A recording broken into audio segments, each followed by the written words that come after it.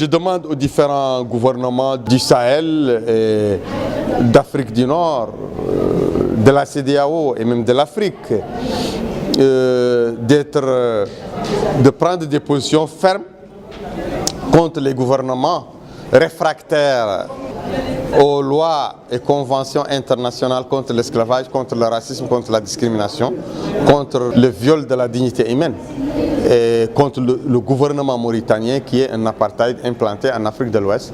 Et je pense que c'est une gangrène, si elle explose, elle pourra nuire pas seulement à la Mauritanie mais à toute l'Afrique. Donc il est urgent que la Mauritanie soit un État sous la pression de la communauté africaine avant qu'elle ne soit sous la pression de la communauté internationale.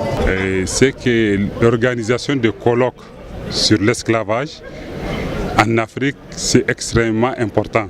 Quand tu vois, il y a beaucoup de confusion par rapport à l'esclavage. Il y a des gens qui nient même l'existence de l'esclavage en Afrique de l'Ouest. Il y a des éminents chercheurs qui disent que l'esclavage n'existe plus. Mais en réalité, l'esclavage existe sous diverses facettes.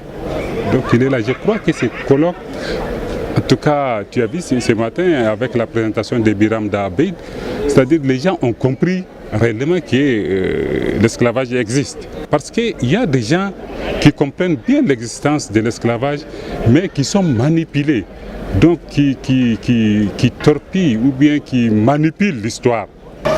Le plaidoyer nous a permis d'élaborer en partenariat avec le ministère de la Justice un projet de loi criminalisant la pratique de l'esclavage au Mali. Ce projet de loi a été bien examiné en Conseil des ministres, bien que le décret n'a pas été pris. Ça, c'est une avancée notable. Et l'autre avancée, c'est l'information sensibilisation du grand public. Nous menons des conférences à l'intérieur du pays et cela est facilité par notre couverture nationale du pays. Et là, ça fait que de plus en plus la base s'élargit et nous savons que le combat contre l'esclavage, ça doit être un combat mené par l'ensemble des Maliens et non par Temer seulement, et nous voyons que cela est en train de prendre corps et ce n'est plus notre lutte, c'est la lutte de plus en plus de tout le monde. En fait, ce que nous recommandons au Mali, au gouvernement du Mali, c'est d'accepter définitivement, parce que c'est de ça qu'il s'agit. Nous disons d'abord que nous souffrons d'un déni d'existence.